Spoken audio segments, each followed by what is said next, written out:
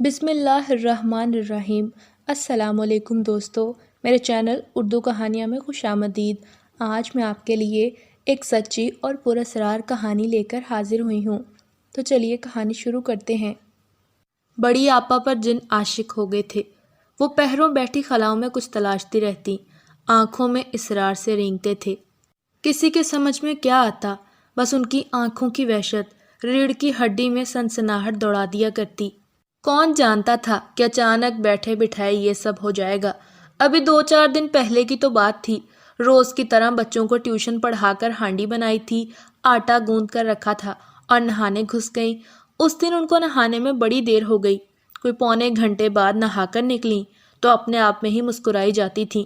صحن کے بیچوں بیچ کھڑی ہو کر تولیے سے بال جھٹک جھٹک کر سکھاتی، نہایت ہی ہلکی سی آواز میں، جانے وہ کیا گنگناتی رہیں۔ پھر جو وہ گیلے بال سلجھانے بیٹھیں تو پتہ نہیں کتنی ہی دیر تک کنگھے میں لپٹے بالوں کے گچھے بنا بنا کر پیر کے انگوٹھے اور برابر والی انگلی میں کھینچتی رہیں۔ اماں پڑوس سے آئیں تو اس گمان میں تھیں کہ آپا ابھی تک فارغ ہو چکی ہوں گی تو وہ ان سے بیٹھ کر کہانی سنیں گی، لیکن ان کو اس طرح تخت پر بال سنوارتے دیکھا تو اماں سٹ پٹا کر رہ گئیں۔ آئے ہائے غضب خدا کا، کتنی بار کہا ہے شام کو بال کھلے چھوڑ کر اس طرح نہیں بیٹھتے، جن عاشق ہو جاتے ہیں۔ بڑی آپا نے پہلی بار اماں کی بات کا کوئی جواب نہیں دیا تھا، ورنہ وہ ہنس کر کہا کرتی تھیں، کچھ نہیں ہوتا اماں، تم خواہ کے وہم پالتی ہو۔ اماں ماتھے پر بل ڈالے اس کے جواب کے منتظر رہیں اور وہ چپ چاپ اٹھ کر پیروں میں بالوں کے گچھے نکال کر ہاتھ میں دبائے کنگا لیے کچرا دان کے پاس جا کھڑی ہوئیں اور بجائے کے بال پھینکتی کنگا کچرا دان میں ڈال دیا اور وہیں کھڑے ہو کر بالوں کے گچھے اپنے دوپٹے کے پلو میں باندھنے لگیں۔ اماں حیرت میں ان کے سر پر آ کھڑی ہوئیں۔ اماں نے غصے سے کہا، کیا باولی ہو گئی ہو، بالوں کا کیا اچار ڈالو گی اور کنگا کچرے میں کیوں پھینک دیا ہے؟ بڑی آپا نے پھر سے کوئی جواب نہ دیا اور ایک گہری پراسرار سی نظر اماں پر ڈال کر چند لمحے گھورتی رہیں، پھر تیزی سے کمرے میں چلی گئیں۔ اس چند لمحوں کی نظر میں کیا تھا جو اماں کو پتھر کر گیا تھا، ان کی سمجھ میں تو کچھ نہ آیا۔ اگلے چند لمحے تو وہ ہونکوں کی طرح صحن میں ہی کھڑی سوچتی رہیں، پھر زیتون خالہ کی آواز ان کو چونکا گئی۔ مجھے تو کچھ سجھائی نہیں دیتا عذرا، تم ہی بتاؤ، سدرا کے سسرال سے کوئی خبر نہیں آ رہی، نکاح کو 5واں سال ہے، جانے شادی کا کیا ہوگا، مشورہ دو مجھے کہ کیا بات کروں۔ اماں تو اپنی ہی ادھیڑ بن میں تھیں، خاموشی سے ان کو دیکھی گئیں۔ ان کے دوبارہ بلانے پر ہڑبڑا کر بولیں، ہاں چلو اندر بیٹھ کر بات کرتے ہیں۔ بڑی آپا نے دوسری عجیب حرکت یہ کی کہ زیتون خالہ کے لیے جو چائے بنانے باورچی خانے میں گئیں تو نکلنے کا نام نہ لیا۔ اماں کی بڑی سبکی ہوئی، 3-4 بار آوازیں دے کر خود ہی تلملا کر اٹھیں اور باورچی خانے میں آ کر اپنا سر پیٹ لیا۔ بڑی آپا تو باورچی خانے میں زمین پر بیٹھی گھٹنوں میں سر دیے بیٹھی تھیں، چولہا جل رہا تھا، چائے کی پتیلی سلیب پر یوں ہی دھری تھی، چینی پتی کے ڈبے کھلے پڑے تھے۔ تمہیں چائے بنانے کا کہا تھا، یہاں بیٹھی کیا کر رہی ہو؟ کیا ہو گیا ہے تمہیں؟ بڑی آپا نے سر اٹھا کر دیکھا، کچھ نہ بولی، بس بڑی بڑی آنکھوں سے اماں کو دیکھتی ہی گئیں۔ چولہے میں جلتی آگ سے زیادہ ان کی آنکھیں لو دے رہی تھیں۔ اماں نے دیکھا تو دیکھتی رہ گئیں، یوں بھی بڑی آپا کے دلکش چہرے پر سب سے نمایاں ان کی آنکھیں ہی تھیں۔ کیا بات ہے بیٹا، پریشان لگ رہی ہو؟ کچھ برا لگا تم کو؟ بڑی آپا ایک جھٹکے سے اٹھ کھڑی ہوئیں اور عجیب سے انداز میں بولیں، اس نے کہا تھا کہ یہاں بیٹھو میرے پاس۔ اماں دہل کر رہ گئیں، آئے ہائے کیا اول فول بکے جا رہی ہو، کس نے کہا تھا، کون ہے یہاں؟ یہاں تو کوئی نہیں ہے۔ بڑی آپا نے اس طرح دیکھا جیسے ان کو اماں کے بچپنے اور لا علمی پر حیرت ہوئی ہو۔ مسکراتے ہوئے اماں کو دیکھا اور پھر نظریں پھیر لیں اور آہستگی سے باہر نکل گئیں۔ اماں نے دیکھا آج تو بڑی آپا کی چال ہی الگ تھی، موقع اب بھی ایسا نہیں تھا کہ بات کو طول دیتی۔ اندر بیٹھی زیتون خالہ کا نیٹ ورک بہت وسیع تھا، آن کی آن میں یہ بات سارے محلے میں پھیل جاتی۔ اماں بدنامی سے زیادہ اس بات سے ڈرتی تھیں کہ بات اگر بڑی آپا کے سسرال جا پہنچی تو معاملہ کچھ کا کچھ ہو جائے گا۔ ابھی 3 مہینے پہلے ہی تو شادی ہوئی تھی اور پہلے ہی مہینے میں شوہر اس کو واپس چھوڑ گیا تھا۔ جانے کیا بات ہوئی تھی، بڑی آپا کچھ کہتی تھیں اور شوہر کچھ، اور ساس کی تو خیر زبان کو ویسے ہی آرام نہ تھا، ان کی کہانیاں ہی سب سے الگ ہوتی تھیں۔ ہاتھ نچا کر بولیں، لڑکی تیار نہیں تھی شادی کے لیے تو کیوں کی؟ اب ظاہر ہے بیاہ کر لایا ہے میرا بیٹا، بہن بنا کر تو نہیں رکھ سکتا نا۔ اماں تو شرم سے پانی پانی ہو گئیں۔ ابا سے بھی بات کی تو ابا کی حالت بھی اماں سے مختلف نہ تھی۔ اس کے علاوہ کیا کہہ سکتے تھے؟ اس کو سمجھاؤ ذرا، میں تو بات کر ہی نہیں سکتا۔ اماں کیا سمجھاتی؟ کسی کے سمجھانے سے کچھ ہوتا ہے کیا؟ بات تو اندر سے اٹھتی ہے۔ بڑی آپا کے نہیں اٹھنی تھی سو نہ اٹھی اور پھر دبتی ہی چلی گئی۔ چوتھا مہینہ لگ چکا تھا۔ سسرال والے تو سمجھو بھول ہی بیٹھے تھے۔ پھر اماں نے مشہور کر دیا کہ حسن خیر سے دبئی چلا گیا ہے، اسی لیے اس کو یہاں چھوڑ گیا ہے۔ 4 دن محلے میں چہ مگویاں ہوئیں اور پھر زبانوں نے ذائقہ بدل لیا، پر اب اماں کو لگتا تھا کہ بات دبنے کی نہیں ہے۔ رات میں میاں گھر آیا تو اس کے سر ہو لیں۔ مجھے تو ڈر لگتا ہے اس کی آنکھوں سے۔ کچھ کریں جمیل صاحب، کسی کو دکھائیں، کہیں کوئی اوپر کی مخلوق تو نہیں۔ جمیل صاحب بھی اماں کی طرح کم اعتقاد والے تھے۔ دونوں نے آدھی رات تک بات کی اور صبح جلدی جلدی ناشتہ کر کے موٹر سائیکل سٹارٹ کی۔ کسی عامل سے جا ملے، ساری بات ان کے گوش گزار کر دی۔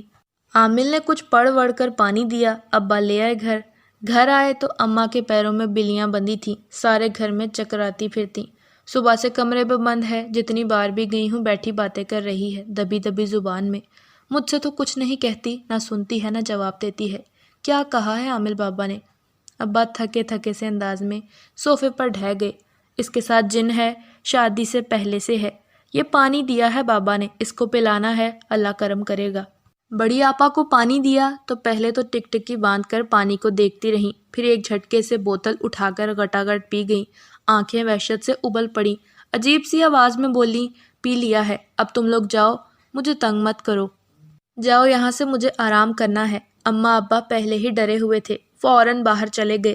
ابا نے اماں کو سختی سے تاکید کر رکھی تھی کہ چھوٹی کو کچھ نہ پتہ چلے، وہ سسرال میں پریشان ہوگی، کیا جواب دے گی وہاں اس کی اور بڑی آپا کی شادی ایک ساتھ ہی ہوئی تھی، اور نعمان بھائی کو اماں خود نہیں بتانا چاہتی تھیں۔ مر مر کے تو ان کی اسلام آباد میں نوکری لگی تھی، بہن بھائیوں کے پیار سے واقف تھیں، نہیں چاہتی تھیں کہ وہ نوکری چھوڑ کر آ جائے۔ بڑی آپا کی آنکھوں کی آگ بابا جی کا پانی پی گئی تھی، ان پر کچھ اثر نہ ہوا۔ تعویذ، گنڈے، جھاڑ پھونک سب کروایا گیا، چلے بھی کٹے، پر نہ کٹی تو بڑی آپا پر سے یہ مصیبت نہ کٹی۔ 6-7 ماہ ہو چکے تھے، بڑی آپا کی حالت سمجھنے میں ہی نہ آتی تھی، بلکہ مزید خراب ہونے لگی۔ کبھی کہتی کہ کمرے سے بدبو آتی ہے اور صرف ڈال کر پورا کمرہ دھوتے دھوتے شام کر دیتی، کبھی ہر گھنٹے بعد نہانے گھس جاتی اور کبھی تو 10 دن تک پانی کو ہاتھ نہ لگاتی۔ اب تو ان کے سر میں جوئیں پڑ گئی تھیں، جسم سے بدبو آتی تھی، آنکھیں اندر جا دھنسی تھیں، ہفتوں کچھ نہ کھاتی اور جب کچھ کھانے بیٹھتی تو 7 روٹیاں ڈکار جاتی۔ کچھ سمجھ میں نہیں آتا تھا۔ اماں نے کوشش تو بہت کی مگر بات چھپی نہ رہی۔ چھوٹی کے سسرال والے بھی آئے اور نعمان بھائی بھی ہفتہ رہ کر چلے گئے۔ محلے والے آ کر اب آنا چھوڑ گئے تھے۔ رہ گئی غریب اماں، ابا، بڑی آپا اور ان کا جن۔ لگتا تھا جن تو عاشق ہے ہی، بڑی آپا بھی کم عاشق نہ تھے اس پر۔ اب تو راتوں کو اٹھ اٹھ کر سنگھار کرنے لگی تھیں، سرخی پاؤڈر لگا کر، بدن کو خوشبوؤں میں رچا کر کمرہ بند کر کے بیٹھتی، صبح نئی نویلی دلہن کی طرح شرماتی پھرتی۔ اماں اور ابا نے کوششیں تیز کر دیں۔ کوئی بنگالی بابا تھا، ہر جمعرات کو گھر آنے لگا۔ اماں بیچاری تو پاگل ہی ہو گئی تھی۔ بنگالی بابا نے خوب نوٹ کمائے، نتیجہ کچھ نہیں، پھر انہوں نے بھی آنا چھوڑ دیا۔ بڑی آپا کی آنکھوں کی وحشت اب پورے گھر میں پھیل چکی تھی، سناٹے راج کرنے لگے۔ ابا اماں آپس میں اب بس آنکھوں ہی آنکھوں میں بات کیا کرتے۔ بڑی آپا تو دنیا جہان سے بے خبر ہو گئی تھی، ان کو نہ آواز سنائی دیتی تھی نہ سناٹا۔ پھر ایک دن آپا کی ساس آن دھمکی اور بڑی آپا کو دیکھ کر ڈر ہی گئی۔ اماں نے بہت کوشش کی تھی کہ بڑی آپا سامنے نہ آئے، لیکن وہ آ گئیں اور وہ واویلا مچایا کہ خدا کی پناہ، گندی گالیاں، تانے، کوسنے اور جانے کیا کیا، جو منہ میں آتا تھا بکتی جاتی تھیں۔ ایک ہی رٹ تھی کہ یہ مجھے لینے کیوں آئی ہیں، میں اس عورت کے ساتھ نہیں جاؤں گی۔ ساس بیچاری صحن میں بیٹھی کانپ کانپ کر روئی تھی۔ تب اماں نے زندگی میں پہلی بار شاید بڑی آپا پر ہاتھ اٹھایا تھا اور ساس کے آگے ہاتھ پیر جوڑ کر بات سمجھانے کی کوشش کی تھی۔ وہ کہاں سننے کو تیار تھیں، اٹھ کر چلی گئی اور پھر اگلے دن طلاق نامہ آ گیا۔ گھر پر تو موت کا سا سما تھا، پر بڑی آپا ان سب باتوں سے بے خبر ایک طرف بیٹھی گنگناتی رہیں اور اسی شام انہوں نے اعلان کر دیا کہ وہ ماں بننے والی ہیں۔ ابا نے تو ڈنڈا اٹھا لیا اور مار مار کر ان کا بھرتا بنا دیا۔ اماں بیچاری بے ہوش ہوئی جا رہی تھیں کہ اس بیچاری لڑکی کا کوئی قصور نہیں، پر قصور تو ابا کا بھی نہیں تھا۔ سال بھر سے بغیر شوہر کے یہاں بیٹھی بیٹی نے حاملہ ہونے کا اعلان کر دیا تھا، وہ بیچارے بھی کیا کرتے۔ اس مار پیٹ نے بڑی آپا پر بہت اثر ڈالا، وہ سب سے خائف ہو گئیں۔ کھانے میں ان کو لگتا تھا کہ اماں نے زہر ملایا ہے، پانی میں ان کو کتے بھونکتے دکھائی دینے لگے۔ شروع میں وہ کپڑے پھاڑنے لگی اور ننگی ہو کر کمرے میں ناچنے لگی۔ ابا تو بس بیٹھک میں ہی رہتے تھے، ان کی بھوک پیاس اڑ چکی تھی، وہ دونوں کسی بھی عامل کو بلانے سے رہے۔ اٹھتے بیٹھتے ماں باپ بڑی آپا کے مرنے کی دعائیں مانگتے تھے، مگر دعائیں بھی اثر کھو چکی تھیں۔ بڑی آپا ایک موما بن چکی تھی، اور جن تو بڑا ہی بے غیرت تھا، اچھی خاصی نیک اور شریف لڑکی کو بے حیا بنا دیا تھا۔ بڑی آپا کا بہت علاج کروایا، مگر ان کو کہیں سے بھی افاقہ نہ ہوا۔ اسی طرح وقت گزرتا رہا اور تقریباً 2 سال بعد ان کی موت ہو گئی۔ تو چلیے دوستو، آپ کو ایک اور پراسرار واقعہ سناتی ہوں۔ موسلا دھار بارش جاری تھی، شام کا وقت تھا، میں چھت پر جانے کے لیے سیڑھیاں چڑھ رہی تھی۔ مجھے بارش میں نہانے کا بہت شوق ہے، اسی لیے چھت پر جا کر میں بارش کی ننھی ننھی بوندوں سے لطف اندوز ہونا چاہتی تھی۔ آخری سیڑھی پر چڑھتے ہوئے میری نظر سامنے چھت کے آخری کونے پر پڑی تو میں حیران رہ گئی۔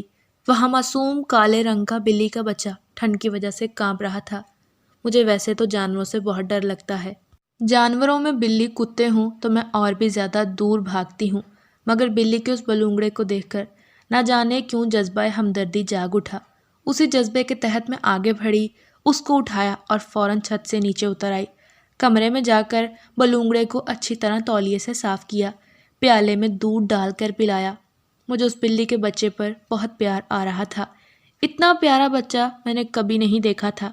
کالی سیاہ رنگت، اس کی آنکھیں ہیرے کی طرح چمکتی تھیں۔ میں اسے باہوں میں بھر کر پیار کرتی رہی۔ وہ شاید بھوکا تھا۔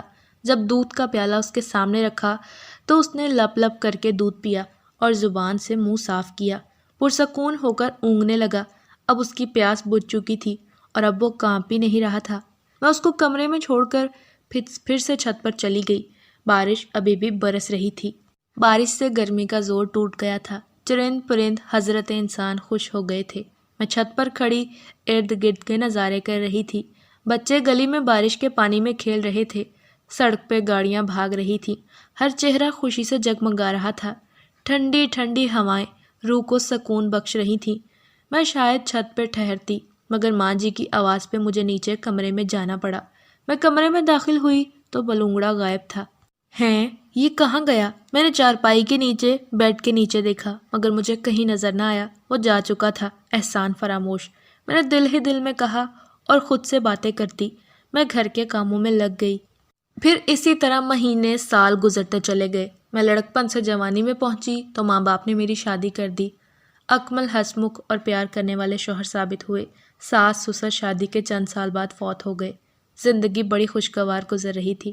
اللہ تعالیٰ نے مجھے 3 بیٹیوں اور 2 بیٹوں سے نواز دیا۔ میری بڑی بیٹی رمشا 10ویں جماعت میں پڑھ رہی تھی، فریحہ 5ویں میں اور ننھی علیشا صحن میں دوڑتی تھی۔ دونوں بیٹے ایک 7ویں میں اور ایک 6ٹھی میں پڑھتے تھے۔ جون کا مہینہ تھا، گرمیوں کی چھٹیاں اسکولوں میں ہو چکی تھیں۔ رمشا محلے میں ٹیوشن جاتی تھی۔ بورڈ کا امتحان جو تھا، خوب تیاری کرنی تھی۔ علی اور کاشان فریحہ نانوں کے گھر چلے گئے تھے۔ اکمل کی دوسرے شہر پوسٹنگ ہو گئی تھی۔ وہ 15 دن بعد گھر کا چکر لگاتے تھے۔ میرا گھر شہر کے مضافاتی علاقے میں تھا۔ یہاں چند خاندان آباد تھے، پرسکون ماحول، نہ گاڑیوں کا دھواں نہ شور و گل۔ لیکن ایک دن میری زندگی میں ہلچل مچ گئی۔ میں کانپ اٹھی، میرے تن بدن میں آگ لگ گئی۔ یہ اس دن کی بات ہے جب رمشا ہانپتی کانپتی، بکھرے بالوں، خوفزدہ چہرے کے ساتھ گھر میں داخل ہوئی۔ پیروں میں جوتے نہیں تھے، نہ کندھے پر بیگ۔ میری آنکھوں کے آگے اندھیرا چھانے لگا۔ امی! رمشا نے گھر میں داخل ہوتے ہی پکارا اور زوردار چیخ مار کر بے ہوش ہو گئی۔ یہ مغرب سے کچھ دیر پہلے کا وقت تھا۔ میں نے رمشا کو اٹھایا، بیڈ تک لے گئی۔ اس کا جسم تپ رہا تھا۔ اس کے منہ پہ ٹھنڈے پانی کے چھینٹے مارے۔ مجھے سب کام بھول گئے۔ علیشا بھی رو رہی تھی۔ میں نے اپنے شوہر اکمل کو فون کیا کہ وہ جلدی سے گھر آ جائیں۔ انہوں نے آج ہی گھر آنا تھا، مگر وہ رات 11-12 بجے آتے تھے۔ وہ ابھی آفس میں تھے۔ خیر، میری کال سنتے ہی وہ گھر کے لیے روانہ ہوئے۔ میں پڑوسیوں کی مدد سے رمشا کو ہاسپٹل لے گئی۔ اکمل بھی جلدی آ گئے۔ تقریباً 3 گھنٹے کے بعد رمشا کو ہوش آیا تو ہم گھر آ گئے۔ اگلی صبح جب میں نے رمشا سے پوچھا بیٹے کیا ہوا تھا تمہیں؟ امی، پھر جو اس نے بتایا تو حیران ہونے کے لیے کافی تھا۔ آج وہ احسان فراموش بلّا اپنا بدلہ چکا گیا تھا۔ آج بھی مجھے اس کا احسان مند ہونا تھا۔ رمشا نے بتایا کہ وہ ٹیوشن سینٹر سے گھر آ رہی تھی۔ راستے میں انسانی بھیڑیے تاک لگائے بیٹھے تھے۔ انسانی روپ میں شیطانوں نے میری بچی کو نوچنا چاہا، جانے وہ آوارہ کتے کب سے میری بیٹی کے پیچھے پڑے تھے اور اپنے ناپاک ارادوں سے میری بیٹی کی عزت خاک میں ملانا چاہتے تھے۔ ٹیوشن سینٹر سے گھر تک آنے میں کھیتوں سے گزر کر آنا پڑتا تھا۔